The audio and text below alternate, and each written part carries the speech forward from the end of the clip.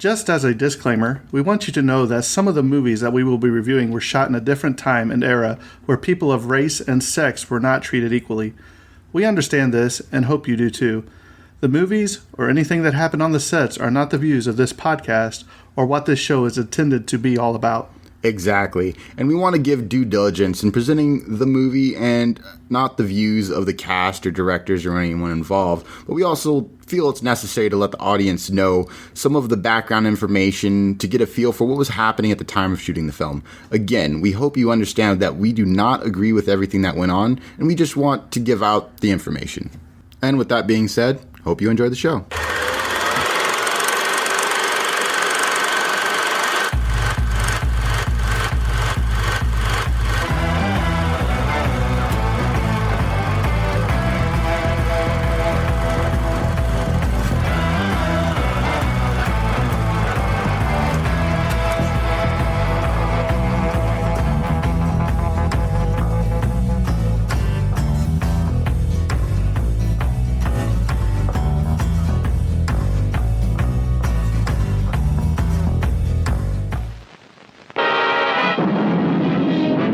On the point of that knife, a man's life is at stake. I'm just saying it's possible. And I say it's not possible. I want you to watch this because I don't want to have to do it again. I'll make myself about 6 or 7 inches shorter, okay? It's about right, maybe a little more. Okay, a little more.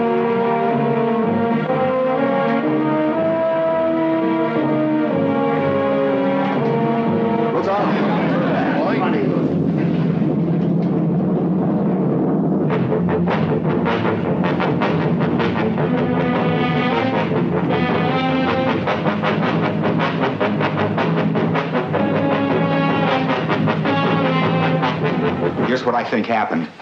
How can you be positive about anything? I don't understand you people. I mean, all these picky little points you keep bringing up, they don't mean nothing. You are going to try a man for murder. The awesome power to kill will suddenly be thrust into your hands. Watch them and pray, for someday you may become one of them. 12 men with the smell of violent death in their nostrils. What's the matter with you guys? You're letting them slip through our fingers. Slip through our fingers? Are you his executioner? You cut it. Ever since you walked into this room, you've been acting like a self-appointed public avenger. Shut up. You're a sadist. 12 men turned into 12 clawing animals. Kill them all. Kill them.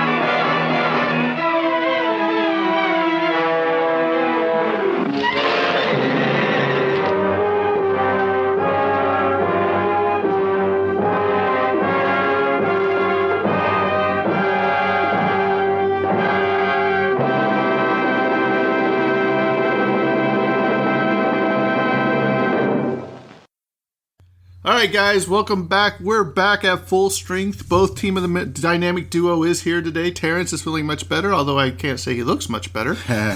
So welcome to episode 26, The Tragedy of Cinema. I'm your host, Jimbo, and back from Near Death Experience, Terrence. So a lot has happened since the last time we talked. Terrence actually watched a movie that we're covering for once. But we a lot better about it. We will be discussing 12 Angry Men. And this movie, I told you, Terrence, once you watched it, you would love it. So, but before we get into that, let's go ahead and throw Terrence a little question, get him back into the swing of things. And if you hear some crickets, there is crickets having some good time this morning here in the recording studio. So pay no attention. It's not just Terrence's comedy that the crickets are coming out. So, Terrence, the question for the day is, Terrence, what do you think are some of the best courtroom drama movies of all time? Drama movies. Whew, okay. This one, obviously. Right? I would say... Well, speaking of that, where does this fall in your courtroom drama movies? I mean, because you had never seen it before. I haven't until I watched it yesterday. But like when I think about it, I'd have to I'd have to have my memory jogged of just courtroom dramas, because they're so far in between when you think about it. So I'm just thinking of movies that mainly take place in a courtroom. I want to say it was it The Firm, John Grisham? I mean, yeah, but I think that was only a little part of the movie. You know? Exactly. Like most movies with a courtroom scene, it's just part of just a small part of the whole movie. The only thing I can really think of is Night Court. The TV show Night Court. Oh yeah, right. I mean, but that's not really a movie. So I mean, really, I would have to say this one, because obviously none of the other ones were memorable enough for me to maybe Jury Duty with Pauly Shore. So it's good to be back. Once again, Terrence wanted to give his thanks to Natalie Knight for our podcast art, because he wasn't here the other night. Another shout out to Natalie Knight. The artwork is great, and I highly recommend her to anybody who wants artwork done. And I told her, for anything. Yeah. And I told her, I said, we're going to have you back on here because the audio quality wasn't exactly the perfect, because all she had was the microphone through her laptop, so it was kind of wonky at times. So Natalie, we'll get a hold of you and try to work that out and get something better out for you to get on here.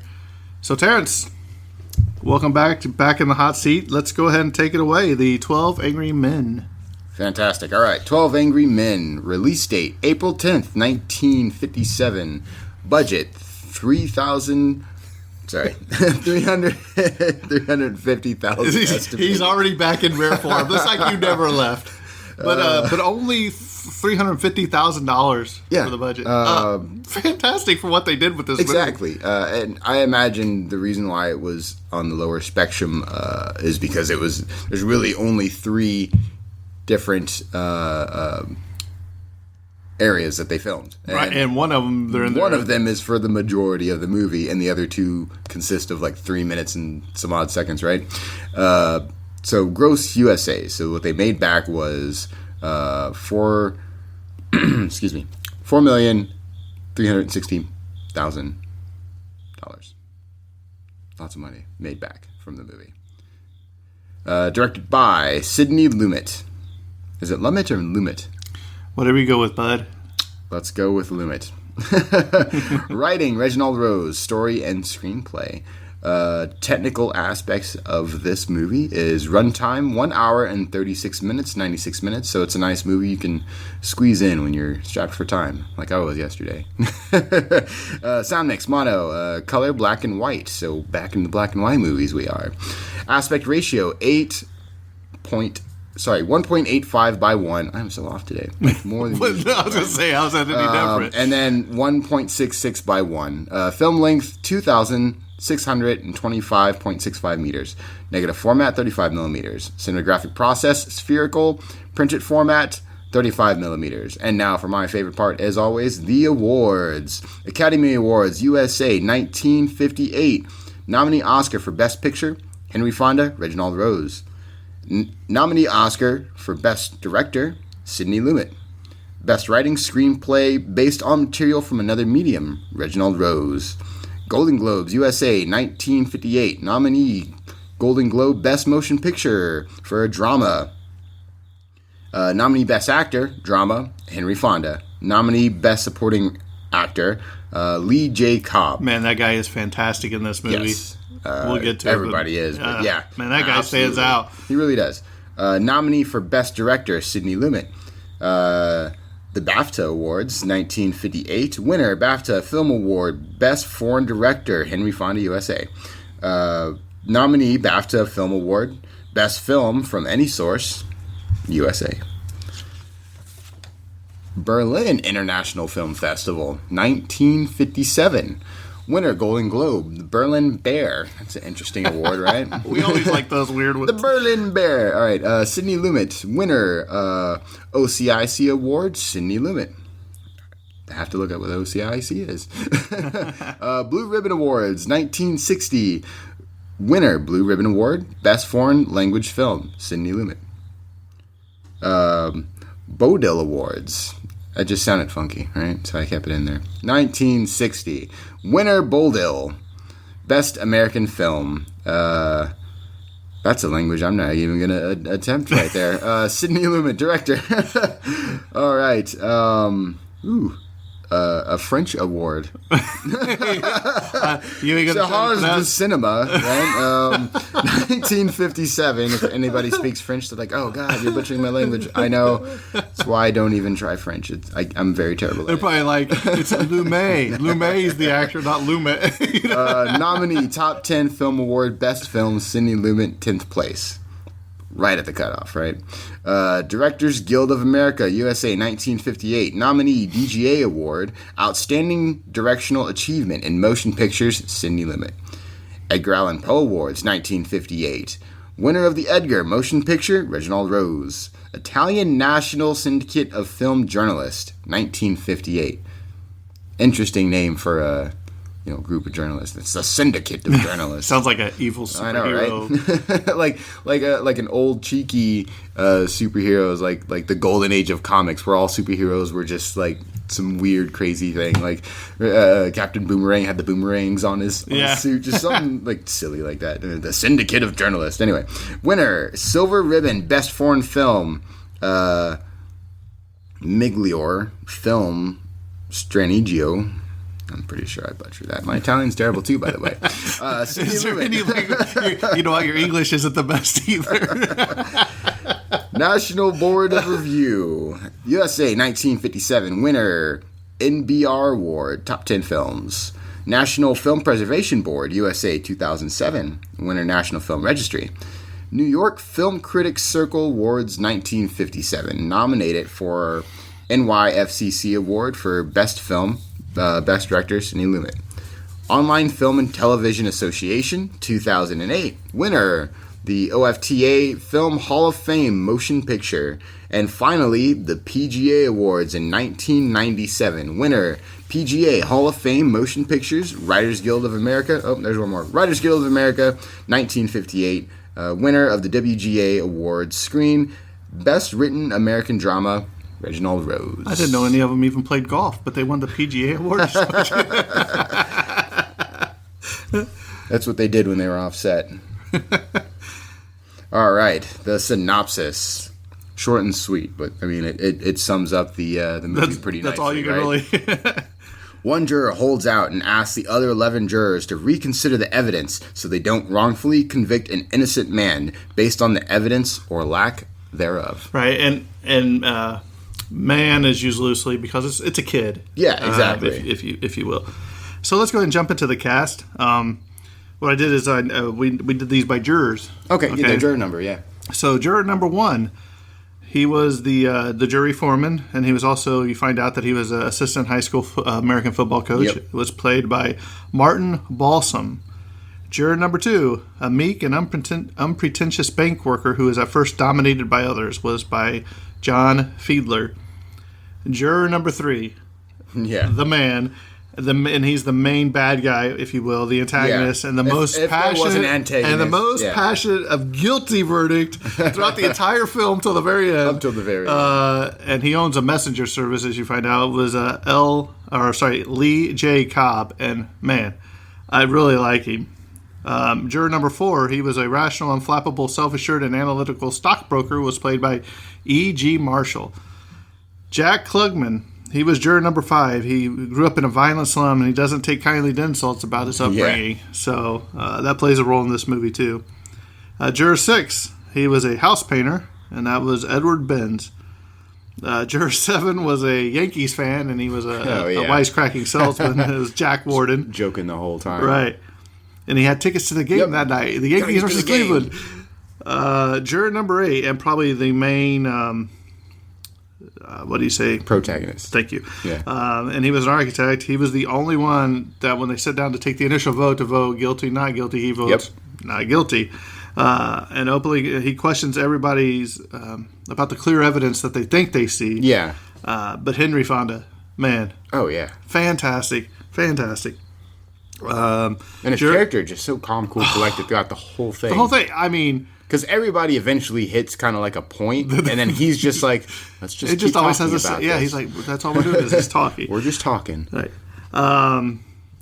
Juror number 9, he's one of the only ones that they name, is McCardle. He was an observant senior. It was Joseph Sweeney. That's right, yeah. I liked his character, too. Just like an interesting older man. Yep. Juror 10, he was a pushy, loudmouthed, bigoted garage owner, Ed Beagley. Yeah. That's good, too. Juror 11, he was a European watchmaker and naturalized American citizen who demonstrates strong patriotism, was George Voskovic. It was very good. And Robert Weber, he was juror number 12. He was easily distracted, and he was indecisive advertising executive. Because he said they're doodling, you know. He was like, this is my new advertisement. This is what cereal. I just did. Yeah, he was like, oh, I've seen that, you know. So I went and did a short biography on one of the characters. I went with Jack Klugman because he's probably one of the most famous ones in this. He was born April 27, 1922 in Philadelphia, Pennsylvania.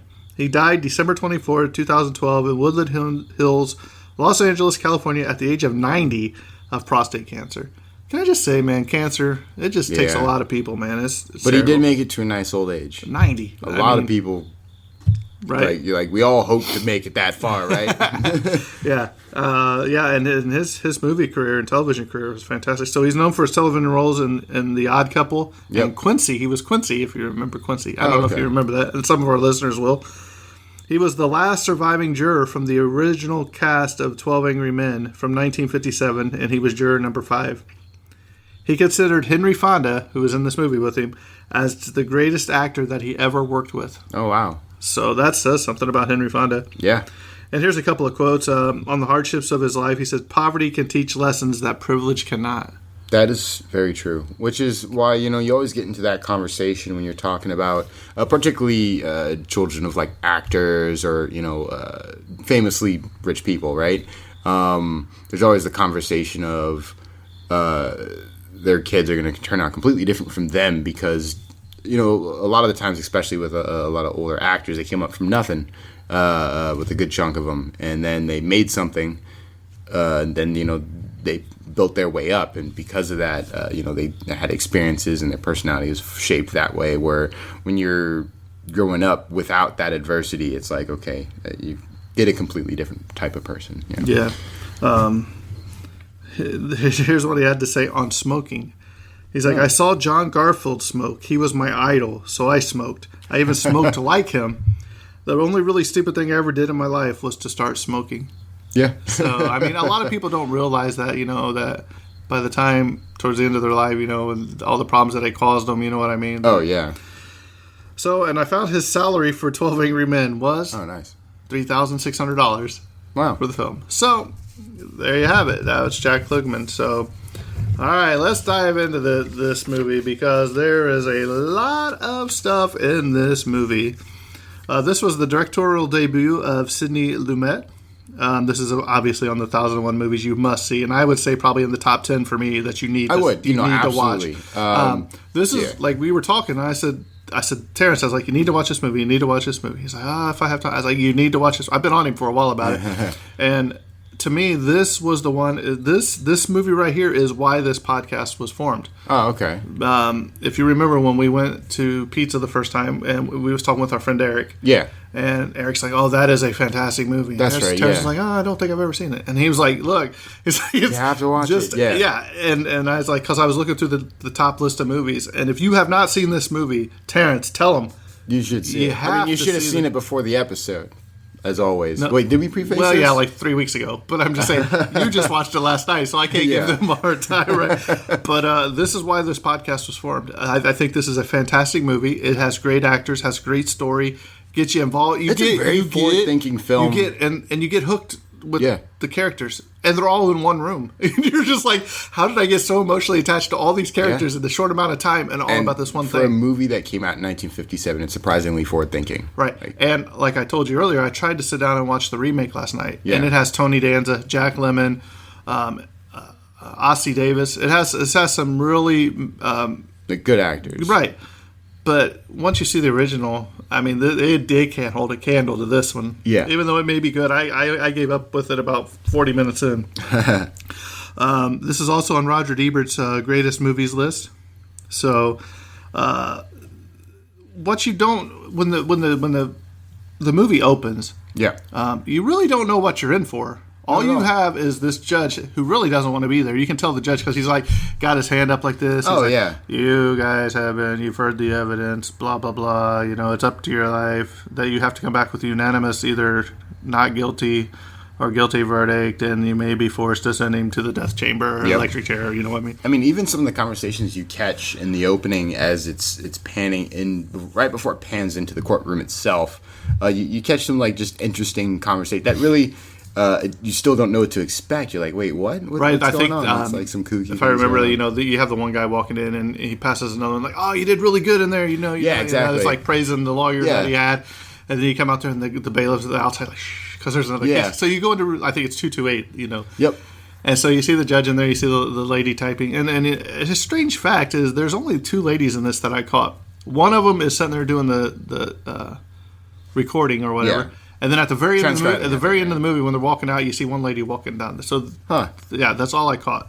So basically, you go into this courtroom, you see the judge saying all this, and you see the jurors, and they says, okay, you guys were dismissed or whatever. He's like, the alternate's your excuse. So the 2 get up and leave. That were the alternate jurors, right? And as they get up, it pans over to the kid at the table, which I found out. That should have never been, because in almost all of the court cases, the defendant is the furthest away from the jury box. That's true. Yep. So in this movie, he was right there. But I think it was probably done that for cinematographic reasons. Yeah. But I mean, and as they're walking out, you get your first look at this kid, and man, you just see him. And the first thing that I noticed, number one, is he's not. Of North American descent, I guess would be the right term I would use. He looked more. What would you say? I have no idea, to be honest. I think it's on purpose. And I think that's part of the draw of this movie is that you could tell he's poor. That's one thing that stood out. You know what I mean? And just his eyes, man. You're like, this kid's scared. Yeah. You know what I mean? And it draws you to him. So here you go. You go to all this, and you don't know what's going on. You don't know much about the case, Yep. So then they get... And even the beginning of the movie is sort of like them conversating about other things before they even get into the topic at hand. Right. Because... you hear it once. They're like, "Oh, this is easy. Guilty. We'll be in and out of here." Right, and then we'll be in here. They start talking about the sales. Then one guy's like, "Well, let's at least give it an hour." We actually did something. You know what I mean? So they go to the jury room, and then they lock the door behind them. And then one guy's like, "I didn't know they locked the door." They always lock the door. So before we get too much further, let's go ahead through some of this other stuff. It was nominated for 3 Oscars. They lost all of them to The Bridge on the River Kwai in 1957.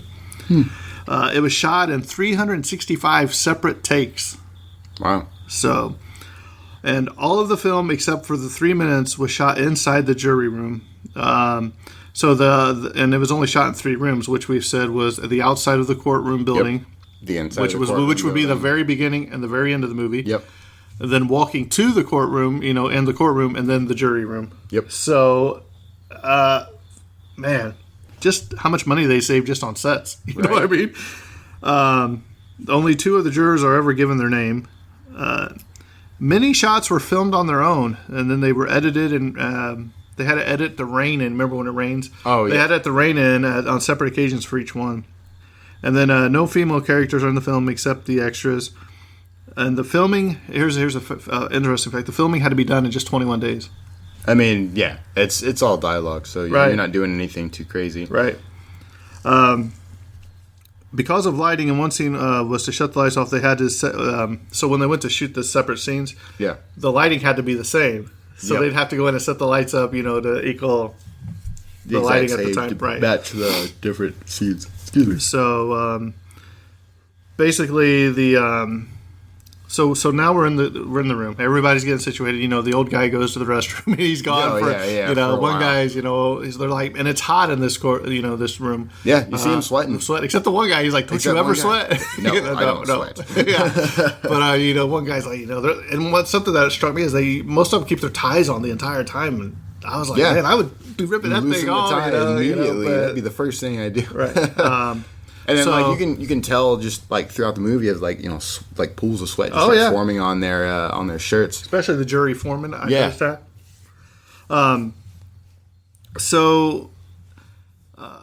So here we are. We're in this room. Finally, we all get to the table. The old guy comes back from the restroom, so we're all sitting there, and they said, "Okay, well, I think we should just take a vote, see where we're all at. We'll just say."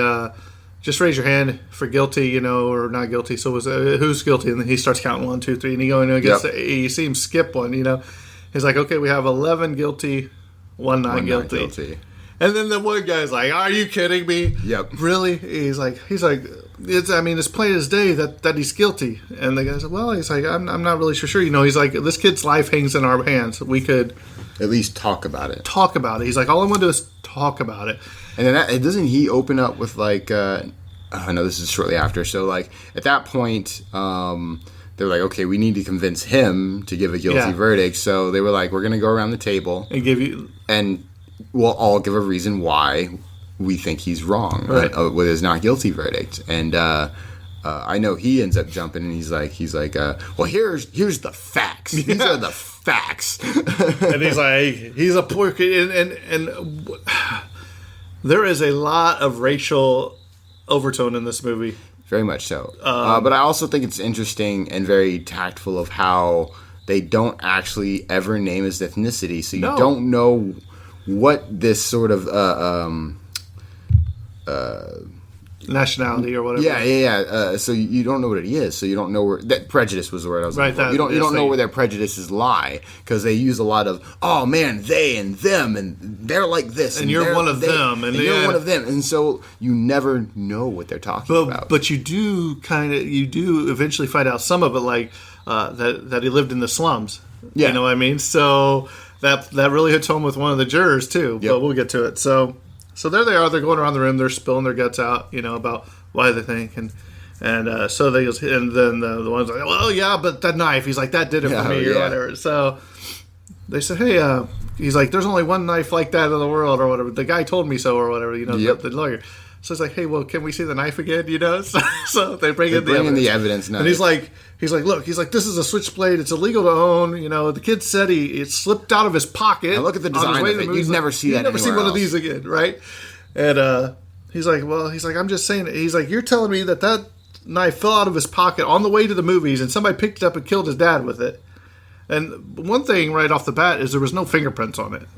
You know what I mean? So which they do mention later, is they're like, because that was one of his counter arguments. He's like, if he's in a panic, why would he where would he find the time to wipe the blade clean and then run away? Well, not only that, but they also said, why wouldn't he take the knife with him? That too, yeah. And they said, well, why would he come back? Because they said he came back, remember? Yep. And they're like, why would he come back if there's detectives all over the place? You know what I mean? Right. So that's towards the end of the movie.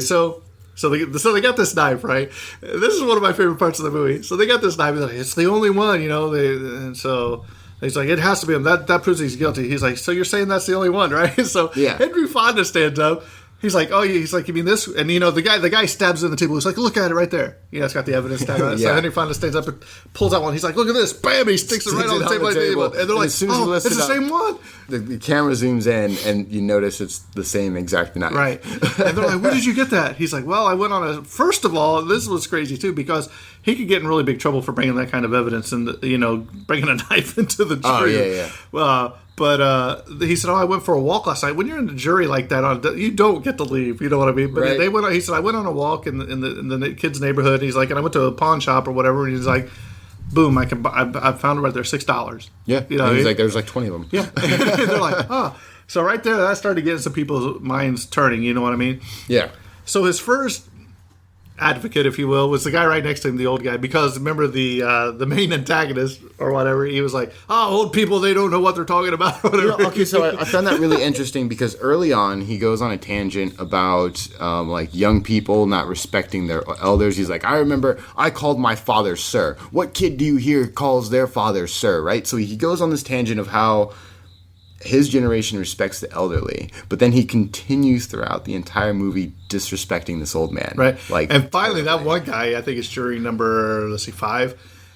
He said, I've had enough of you. He said, one more time, he said, I'm going to knock you out. Yeah. I was like, whoa. Mad. And there was a time where he does it. He just got, oh man, I didn't mean to say that. You know what I mean? So basically, the what happened is, from what we're piecing together through this story, is that the boy's father used to beat him up all the time. Yep. And I think 12, 13 years old maybe is what they were saw. And one night, a lady says, a guy says he hears him, says, "I'm going to kill you." You know what I mean? And he says a second later, the body hits the floor. And he says that the guy downstairs did or whatever. Yep. And then there's a lady across the street that said that she looked out the window. She was asleep and she woke up and she was tossing and turning. She looked out the window and an L train came by and she said she watched him come down with a knife and kill him. You know what I mean? And then, which plays a vital role later on in the movie. Yeah. So you come to find out it's a murder. So, and the kid said, "Hey, I went to the movies." Yep. I left about 9 o'clock, or was it 9 o'clock, 11 o'clock? He said, I didn't get back till 3 in the morning. And they said that when the police first questioned him, he couldn't remember the name of the movies. He went to see, he couldn't say who was in there, which comes into play later on in the movie as well. And he said, and the one guy's like, well, he could remember them today. His lawyer's been in there, feeding him all this stuff. So before we get too much further, let's go ahead and say this. And the one thing Henry Fonda would say, he would just say, I just think it's possible. The whole time, like his face was like, I'm just saying it's possible. He's what I mean? He's like, I'm not saying whether he's guilty or not. I'm just saying that. I'm just saying anything's possible. Right. It's very interesting. So out of the jury, 5 of them have been on a Twilight Zone episode. Oh, okay. So I thought that was that's why some of them look familiar. Right. Henry Fonda considered one of the best 3 that he ever made. But he hated the backdrops. He said they looked terrible. he said Hitch, because he worked with Hitchcock. He said he had great backdrops. He said you could walk right into them. So that was from The Wrong Man from 1956. He also wears white. He's like one of the only ones that wears completely white. That's true. Suit as a symbol. Here's an interesting. Henry Ford and Reginald Rose. They both deferred their salaries. Really? Yep. Huh. Like I said, Henry Fonda bringing in his own knife, let alone having it in the end of the, leaving it at the end of the film. Oh yeah, could have landed him in hot water because it could be a misconduct to the trial, the court, because the judge said considered the evidence only. Yep. So I thought that was pretty good. Juror number 7, he looks at his watch 28 total times. Juror number 4. That's the one who's trying to go to the baseball game, right? Yeah. Juror number 4, he was the only one to never take off his jacket. That's the guy that's like, don't you ever sweat? Yeah. He's very, very sort of stoic's not the word I'm looking for. He's just very calculated. He seems like a very calculated man. Yeah, this was the final film for Joseph Sweeney, which was the old guy next to Peter Fonda, or Henry Fonda. Sorry, Fonda. Peter. I think it's his dad. So now, something that I don't know if you caught, but the jurors' entrance, the jurors' entrance into the jury room is filmed from an overhead shot. Yeah. Okay. The shots become progressively lower and tighter throughout the film. Huh. And until the verdict is reached. For the closing shot of the jurors leaving the courthouse, they are filmed for a wide overhead angle. Sidney Lumet claimed that the final shot was filmed throughout the widest lens used in the picture, emphasizing the sense of release from the jury room. Huh. So, So then you feel that. Because, during the whole movie, you're in this juror room, and it just feels so claustrophobic, you know what I mean? Right. And especially as it starts lowering, everybody seems like huddled together. And Sidney Lumet actually locked them guys all in a room. Oh. Because for like a couple hours, because he wanted to get them, how it would feel. So I thought that was a really good thing to throw in there. So here's as part of that, at the beginning of the film, the cameras are positioned eye level, mounted on a wide single lens to give the appearance of a greater distance between the subjects. As the film progresses, the camera slips down to eye level, and then by the end of the film, all the nearly shots are below eye level and close up with a telephoto lens to increase the encroaching sense of claustrophobia. Yep. So, man. This film is also commonly used in business schools and workshops to illustrate team dynamics and conflict resolution techniques. Henry Fonda disliked himself watching himself on film, so he did not watch the whole film in the screening room. However, before he walked out, he said quietly to director Sidney Lumet, "Sidney, it's magnificent," which it really is. Yeah. And as we talked about, the ethnic background of a teenage suspect was deliberately left unstated for the purposes of the film. The important facts were that he was not of North European ancestry, and that prejudice or lack of it from some of the jurors would be a major part of the deliberation process, which it is. I think one of my favorite scenes is when the guy says, he's like, he barely speaks English, and he says, And then no, the other guy they don't speak English. Yeah. He's like, and he's like, he doesn't speak English. And then and he gets corrected from what is he? Italian? That or Russian? Something. He's not Russian. For sure, not Russian. But I think he's Italian. But because he has a slight accent, but it's not heavy. But you can tell English is probably not his first language. But he's the one correcting everybody, and he's a very gentleman, very what do you call it, polite, because he mentions that too. Which was one of the biggest comebacks, because one guy is like he's like, why are you so polite? And he's like, because that's the way I was raised, unlike you. Yeah. I was like, there's a lot of tension in here. They just start getting at each other. So they call for another vote, and Henry Fonda's like, look, he's like, I'm just saying it's possible, with the knife, right? Yeah. And he's like, well, let's call for another. He's like, look, he's like, I'm not going to be here holding up you guys. If you guys really don't, he's like, I won't even vote. He's like, if 11 guilty verdicts come back, he's like, I won't hold you back. We'll just call it a day. Yep. He's like, but if anybody votes not guilty, we'll talk about it. So they take another vote, right? And guess what? But that's where they do the paper, right? Yep. And the funny part about this is, he's like, guilty, guilty, guilty, guilty, guilty, and then he's like, stands up, he's like, not guilty. And LG Cobb, the main immediately gets into he's the like, slum kid. Yeah, the guy next to him, he was the slum because he was standing up about. He's like, he's like, it was you, wasn't it? He's like, I know it was you. He's like, you voted. You're one of them. You're from the. You're one of those bleeding hearts. Yeah, right. And he's like, I didn't change my vote. So then the old guy's like, it was me. Yeah, right. He's like, oh. And then he tries to take it back. Yeah, later on, they're like, it's too late. So right. So then they take a little break, if I remember right? Yeah, 5-minute break. And and then they've got windows open now, and they get this fan will never work, right? So they go to the bathroom, and then it's super hot. Henry Fonda goes to the bathroom, and then the baseball guy, the guy comes in there, and he's like talking about stuff, you know what I mean? And he's like, well, I don't know what you're trying to prove, blah, blah, and they go on. There's a little scene in the bathroom between them, and then the other guy walks in, and they have a little conversation. So they sit back down. So here they start again, right? So they keep going on and on. So now we go back into some more of the evidence. So they're like, well, there's a guy. They said that he heard the boy say it, and a second later, the body hit the floor, and that he walked with a limp. 15 seconds later, he goes to the door, or it takes about 15 seconds for him to get from his room to the door, just in time to see the boy run away. Right. Supposedly. So here's what they do. Right. So he's like, have any of you ever lived near an L train? Right. He's like, and could you hear anything? He's like, no. He's like, when you go by it, it's almost deafening. So they. So you're telling me they said that he's like, well, the windows were open. The one guy's always has an answer. Well, the windows open. He's like, his window's open. The kid's upstairs was open. He's like, he said, I heard the scream at the top. It's like, I'm going to kill you. He's like, he could have heard that. He's like, okay, even if he could. One guy goes, well, do you have the design layout, of the apartment the guy was in? And they did, yeah. They did. So they brought it in, right?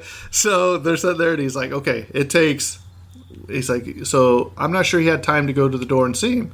Because, he said he walks with the limp. So he starts dragging his, Henry Fonda leaves, and he's like, I want you to time me. He's like, anybody got to watch with the second hand roll. So he's like, I do. So they're up there timing me. So he stands up, and he starts dragging that leg, and they're counting. Or he's timing. Move faster. He's like, move faster. He's like, I'll move faster if you want me to. So he's moving faster. He goes to where the window or whatever, and then he walks back, and he's like, lock, unlocks the door or whatever. And he's like, time. And he's like, 41 seconds. So right there, they're like, but the guy only said it took 15 seconds. And the one guy, man, he's just blowing up. If it doesn't matter, he said he's heard the kid. He heard I like the voice. The contradictions that happen with, his statements that he says, and then he ends up contradicting himself. I mean, one of them being like, he goes, he's all for that old man's testimony, right? And then later on, when they're continuing talking about it, he's like, well, he's an old man. He wouldn't know. And then he pauses for a moment. He's like, wait a minute. And then another part where he's talking about, oh, man, it was on the tip of my tongue. I was going to bring it up. Let's continue and it'll come back to me. So finally, they call for another vote, right? Yeah. So now we've gained another juror, and I can't remember exactly which one it is. So we've gained 3, and then he's like, you guys got to be kidding me, this slum, blah blah. And then the guy next to him's like, I changed my vote too. So now we're like 8-4, and then it starts slowly shifting. Right. So he's like, oh, you guys, bleeding hearts, he's guilty. He's putting delusions in your head and the evidence. In the meantime, you have the other guy who's also up in arms about it. Oh yeah, the other.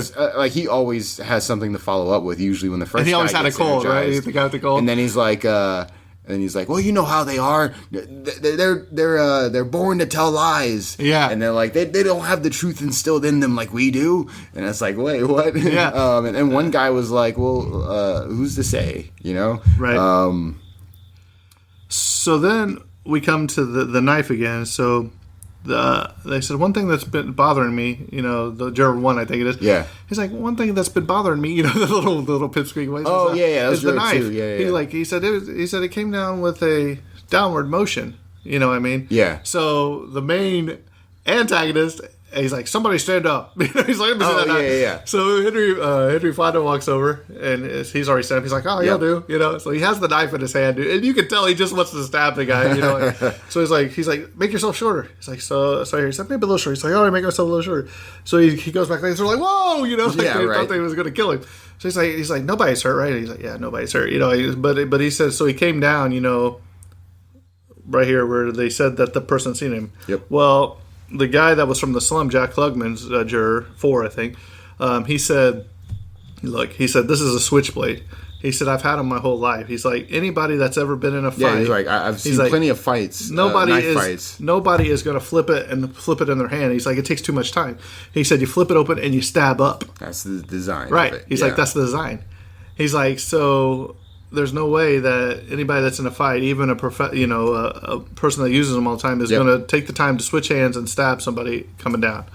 And this really gets the other guy. He's like, you got to be kidding me. He's the guy said he's seen him coming down, Right. So that sways another vote, So now we're like 7-5, whatever, 6-6, whatever. So now here comes so by this time, so we get to the lady. So there's the scene where her account. Said that she said she was in bed, said she was tossing and turning, said she got up, looked out the window. There was an L train. He's like, how long does it take an L train to pass? And they're like 10, 15 seconds.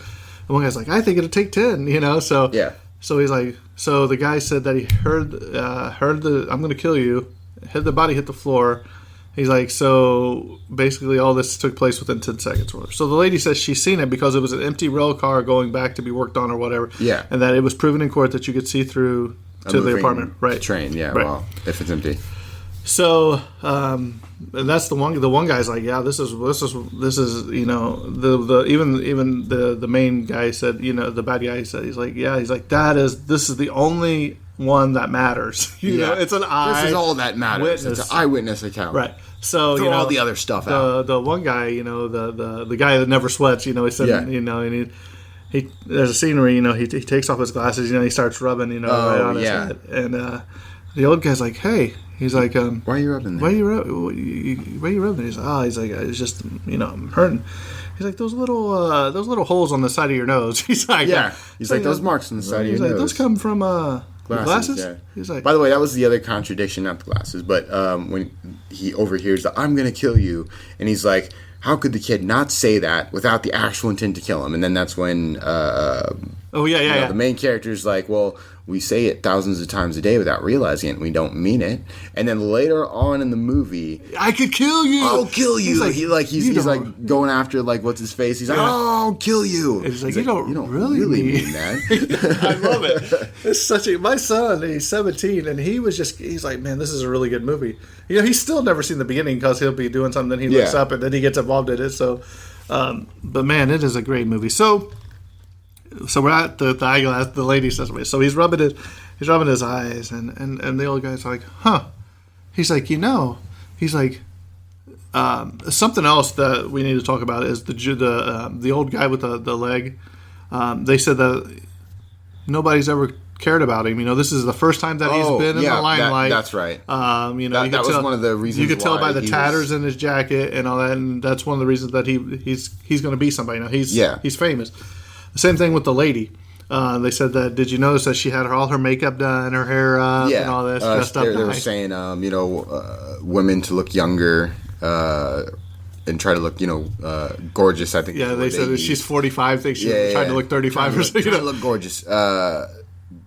Not wearing glasses is one of the aspects of not looking younger. Right. But that's when they realized she does wear glasses because she had those marks on her nose. Right. And she was rubbing her nose the same exact way. So during the courtroom, the guy's like, hey, the older guy, the first one that became a not guilty verdict with the main guy, he's like, hey, she had those marks on her nose too. And the one guy's, so what? They could have been from sunglasses. They could have been from eyeglasses. He's like, could any of those things, could those marks on her nose have been from anything else but from glasses? And the one guy's like, he's like, I'm convinced. He's like, no. And he's like, huh. He's like, but she's seen him. She's seen him out the window. He's like, do you wear your glasses to bed? You know what I mean? Exactly. Because like, she said she was tossing. No one who wears glasses wears glasses. She said she was tossing and turning in the bed, and as she looked out the window, he got up, heard the thing, looked out the window, and seen it. And he said, how can you be sure what she saw? She said she probably just seen blobs over her. You know what I mean? Yeah. Because it's all a blur. It's all a blur. I like the old guy. He was like, I wouldn't know. 2020 vision. Yeah. That guy was funny. Joseph Sweeney. I think it was. Yeah. But so the eyeglass. So the one guy's like, so is it possible? He's like, I'm convinced, not guilty. You know what I mean? Yeah, exactly. So now we're just down to the. I think the before we go, I think before this, the older guy. Yeah, the prejudice one. Yeah, he started having a meltdown. You know what I mean? He had a complete tangent. Right. So what happens is he just starts bashing the slums. Those people. He's like, he starts going off, and he's like, you know how they are. They'll kill. They don't care about human life. They'll just kill anybody, and it doesn't matter to them. And so you start going right. off and everybody starts slowly getting up. So you see one person get up and just turn their back to him. Yep. And then you see another person get up and turn their back to him. And he's like, hey, sit back down. Pay attention. Right. Like, and you know what was even interesting to me as I was watching, even the main antagonist couldn't take his He got up and walked away. Yeah. The only one that was sitting there was the guy with the glasses, with the coat on. He's sitting there and he's like, and I think maybe I think he's the only one left. Yeah. And he's like, what are you guys listening to me? He's like, I have listened to you. No, sit down. And don't say anything else. And shut up. You know what I mean? So, I mean, by this point, the guy, man, he just breaks down. He just goes sits at that other little desk. He realizes, he just realizes... maybe I brought like himself, and he realizes he's prejudiced, because everybody's just against him at this point. At least him in particular as a person. So then he sits down, and he kind of just thinks about it, and there's this pause, and he just goes, not guilty. Yeah. So but I don't even think he says not guilty yet. I think that's when they're going around the room again. Yeah, so after the glasses that's thing, right. And then they go around, and he's like, what about you? He's like, not guilty, not guilty. Not, and the guys go around, and then they come to him, and he's like, what about you? He's like, not guilty. Yeah. And then that's when he asked the one guy with the glasses, and he's like, yeah, I'm positive. He's like, not guilty. So now you're down to the last guy, right? So the guy that's been just stands thoroughly unconvinced. He's like, "What is wrong with you? This guy basically brings delusions of grandeur. Case. Yeah. He's warping your minds." He's like, the old guy heard him scream, and heard him. He's like, and the kid couldn't remember the movies. So that's another part that we skipped over. Was he's like, you? He's like, I can remember anything I went to see. So he's like, well, what did you do yesterday? He's like, well, I had dinner about 6 o'clock. He's like, and the day before? He's like, well, I went out with my wife or whatever. He's like, and the day before that? He's like, I went to go see a movie. He's like, well, what'd you go see? He's like, well, I seen. He names off the movie. First one he named right away. He's like, what was the second, the double feature? He's like, the Incredible something. But he gets the title and wrong. The one's like, it's the Amazing. You know what I mean? And then furthermore, he gets like an actress wrong. And that's when they realize, and he's like, and you were in a calm scenario. You weren't under like duress or distress, yeah. And then you actually in that scene, like at that part, you can see like just a sweat bead roll down his, because he doesn't sweat, which was interesting. So that's when you finally when he's questioning him, you finally see the sweat bead come down his face, and that's when he's like, and you were calm, but you can tell that even just being with those questions, he was kind of a little bit under stress trying to answer them, and that's just proving that like this kid was just he's like, how he said it, he's like, he's in the living room and his father's body is in the kitchen. Of course he's not going to remember the movies. Right. So now we're down, like I said, we're down to the last juror, right? I mean, there's so much stuff in this movie. We've skipped some stuff, you know what I mean? Because I don't want to give it all away because you need to watch it. But so we get to the one guy, the last lone out. He's like, it was 11-1 guilty, not guilty. Now it's 11 not guilty, 1 guilty, right? Yeah. He's like, I don't care. He's like, we'll go out there, we'll tell him it's a hung jury, you know. And he's like, like, you look at the evidence, whatever. And you know, it comes to the point where he just throws the wallet down on the ground. Or on the table, and out spills a picture of his son. Him and his son, yeah. And what you come to find out through the movie is that him and his son didn't have the best of relationships because I think he fisted with his son a couple times. Yeah, I think there was one final fight that they had, and then after that he didn't see him. Right, because he was like, I laid my hands on him, you know. Yeah, and tough love. I think exactly. He was like, I gave my boy tough love, and then finally. One day, because he was telling him like how to finish his fights and whatever, all that other stuff, and then he finally says, we finally had a fight, and that was the last time I saw him, and he's like, I haven't seen him for like 4 years or something like that. Right. Yeah. So it's clear that he doesn't have a good relationship with his son, and you can actually sense a bit of regret. But see, he doesn't see it right away. So when he throws it down, he's still going on his rah. And then he just looks down, and they're all just looking at him, right? Yeah. They're all just looking at him. First, like as he's like all angry and mad, and he tears up the picture. Yeah, he's like and throws it down, and then he realizes like just everything. Yeah, like maybe I'm taking out things with my son on this kid because I didn't have the relationship with my son. You know what I mean? That this kid may have, you know what I mean? Or basically, we were the same. He was in the same relationship with his son that I was in with my son, and this kid just did something about it instead of not talking to his dad ever again. So we come down to he's like, not guilty. He cries. So basically, like, okay, so the foreman's like, okay, we'll go tell him. So, he knocks on the door, and you see him start getting their coats and leaving one by one. And the last two to leave is that guy and the first guy that said not guilty, Henry Fonda, and he helps him get his jacket, puts it on, and they walk out. So you see him walking out, and basically Henry Fonda's walking out, and one guy, the old guy, comes up to him. He's like, "Hey, what's your name?" And he tells me his name. Like, he's like, "Oh, I'm McCradle or whatever," and they just walk off. That was it. And you're like, and then if you watched closely, the last guy walking down the stairs slowly was the main protagonist of the movie. Oh, that's something I caught. All right, Terrence. So that is 12 Angry Men. So let's go ahead and hear your thoughts on it. It's a great movie. Everybody should watch it. No, but okay. So one thing that did surprise me, as I've said before, from a movie that's in 1957, it was very forward thinking. You know what I mean? And I found it interesting that it tackled sort of lots of things, but one of them being people with these underlying prejudices about people, and tackling that in a way that doesn't target anyone. So it's not like we're talking about a particular situation, we're just talking about overall prejudice by just saying they, them, and never explaining what the kid is or what his ethnicity is, right? And I thought that was very interesting, tactful, brilliant. It's just really good writing. And that's to sit through this movie, and it's all just in the juror room, but like the dialogue they have between each other, all the different personalities that either come together or clash, and then even come together in the end. Very good movie. Very good movie. Right. One thing for me is the way it was shot. It was shot perfectly. Like just the different camera angles. Like we talked about how it started off up here above everybody, and then it started lowering it, and you get the sense of claustrophobia, man. Yep. You know what I mean? When they all just, You get little details too, like I was saying in that one scene where the dude finally does break a sweat a little bit during the questioning, just the pools of sweat building up on them as they're in this hot room for longer, because you can see more and more that everybody's getting like real sweaty. Even two of the gentlemen had like handkerchiefs that they were constantly like wiping down their face. Right, they did get the fan to work when they did after power goes out. The rain, it started raining, and the power. It got dark. They got dark. And they flipped the light on. And they flipped the light on. And the fan worked. Yes. So the cast of actors in this amazing.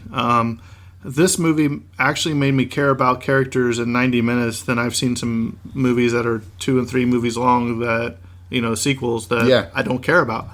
You know what I mean? This movie in 90 minutes told more of a story than that trilogy will ever, whatever it may be. Yeah. You really feel for some of the characters too, because the prejudice and racial overtone, it's sad to say, but some of that still survives today. Yeah. And I think for a movie shot in 1957 to say that some of these are still being held on to today, you can see it. But the way they get there is amazing. I also like, there was another quote from the like I said, I believe he's Italian, when you have the baseball fan who's just like, not guilty. And he's like, why are you saying not guilty? He's like, well, I'm just tired of all this chit chat. And he's like, that's not a reason to say not guilty. He's like, pick guilty. You're just swaying back and forth. Guilty, not guilty. Like, choose one and tell us why. Because, this is important. Because I think he's like, that's not important. He's like, it is important. He's like, I don't need to tell you guys. He's like, you do. Now, why? Right. And I thought that was very interesting because, these are some serious things that everybody needs to take seriously, and then they tackle that too. So just so many great. So do you think the kid was guilty or innocent? In that instance, I'd say not guilty. I'm going to say there is reasonable doubt. They plant a reasonable doubt, and that's all you have to have in a court of law, right? Exactly. Just from the little bits and pieces that you caught, exactly, reasonable doubt. But the movie, it has crept up into probably my top 10 favorite movies of all time, just because it's so well done. I can't believe it took me all the time I've been here, watching movies that when I went to one, I was like, because you look at the top 100 list and it's up there, Yeah. And I was like, well, this 12 Angry Men, this sounds interesting. I didn't really even know what it was. I just 12 Angry Men, this is going to be a shoot 'em up or something, you know what I mean? Right. And I started watching, I was like, what if I got myself into it? And then you start getting involved, and I just couldn't look away, and I was just like, whoa. And it's like you were saying in the beginning, you really don't know what you're getting into. And even, because, you got the entrance to the court scene, and you have these random conversations. You get into the court, you see a bored judge. The judge is so bored. It's like he just kind of throws some information out there, and he's like, yeah, and by the way, if you guys decide on guilty, it'll be the death penalty for this, because it's first-degree murder. So go do your thing. And then even when they first get inside, they don't tackle it. Old man goes to the bathroom. Everybody's just chit-chatting, so you don't know what you're in for at all. And then once it finally gets into it, and then I really think the movie really grabs you and captures you the moment everybody's at the table, and that one guy is, Henry Fonda is like, not guilty. Well, for me, it even before this, when they show the kid. That's true. You get to look at them eyes. He's just you could tell he's genuinely scared for his, it's his life on the line. You know what I mean? And maybe who's to say that he could have done it, but if he didn't do it, and they're getting ready to put you to death for it, you're going to be scared. Yeah. And just to see him, you could tell even in the jury box, the guys are just sitting there, fanning themselves, and they didn't even want to be there. Some of them. So, good movie. I recommend this to anybody. If you don't have anything to do this Saturday night, rent this, buy this. Check it out. Fantastic. 20 stars if I could give it 20 stars. A 40 out of 10. You know what I mean? Just fantastic movie. So, I think we're going to close that segment up. So, hope you enjoyed it. We're tossing around some ideas what our next movie is going to be. We think it's going to be a Western. We're deciding whether it's Tombstone or Stagecoach or John Wayne movie, something like that. So we'll put it out on social media. We might have something planned for this Saturday night. It's going to depend if all the works can happen. Yeah. We really trying to get the Star Trek First Contact episode done for our Australian listener, Patricia. We know you've been waiting a long time, but we have one guy that we really want to be here with us for this because he's a big Trekkie. It's a friend of ours who's a huge Trekkie. It'll give him someone to bounce off of because I am not a Trekkie. And it's not anything against the series. I've just never sat down and watched it all. Yeah, exactly. So I got to make sure Terrence watches. I've also given him a couple of episodes he needs to check out before we go into this. So and I'm pretty sure by the end of it, they'll try to attempt to make me a Trekkie. We'll see what happens. So that's some stuff to look forward to. We are working on our Universal Studios. Or I said that the whole entire last episode. Universal Studios, the Universal Monsters. So I've got a few more notes to write on that. So stay tuned. If you'd like to join our Facebook group, the Tragedy of Cinema podcast group on Facebook, We're Join on us. Twitter. Join us or die. We are on Twitter, Instagram, all the good stuff. So if you'd like to leave us a review. Yes, please do. Please leave us a review on iTunes. Even if you're overseas or in another country, I've got some contacts. Like Natalie said she'll look at the ones over in England for us. Yeah. In Wales and all that. And then Patricia said she'll keep an eye on the ones in Australia for us. So if you're in another country and they send me those, I will read those on the air. If you have any questions, like last episode, you missed it, Terrence. We had a question come in. Oh, okay. It was, when was the first green screen used? Ooh. Yeah, so I did a little research, and it was actually a blue screen. Since you haven't listened to the episode yet, I'm sure. Yeah. It was actually a blue screen because the celluloid film that it was shot on would come up better. Yeah. Today it's more digitally, so they use the green screen. But the first time that I could find was the movie, I think it was called The Thief of Baghdad in 1940. Oh, wow. Where a genie came out of a bottle or something. So that was the answer to that, short and sweet. If you want to hear the rest of it, it's on the previous episode. So once again, thanks for listening to us. Another shout out to Natalie Knight, our artist, for our new cover for our podcast. We were both ecstatic at the whole process. It's like I told him, you haven't listened to it. I was like, when I did my interview with her, I said, she sent me just the drawings. I said it looked like a comic book. Like the sketches. Yeah. And then she sent me that one, and I thought I told you. I told Terrence I thought it was done. I was like, that's how good it looks. She's like, I'm just fooling around. I was like, what? Right. You know what I mean? And then she came out with it. It was like, wow. And then each process just blew us away. We are looking at putting it on shirts. I want it to be, in the shirt. I don't want it to be that like sticker thing that'll melt in the dryer. Yeah. So I'm looking at a couple of things, different options to put that on. Some memorabilia, like coffee cups, shower curtain, just different stuff. So there's a lot of different stuff that we're looking at to put that on. So hopefully it all goes well. We'll see where it happens. So I think this episode's coming to a close. And that's a wrap. And cut.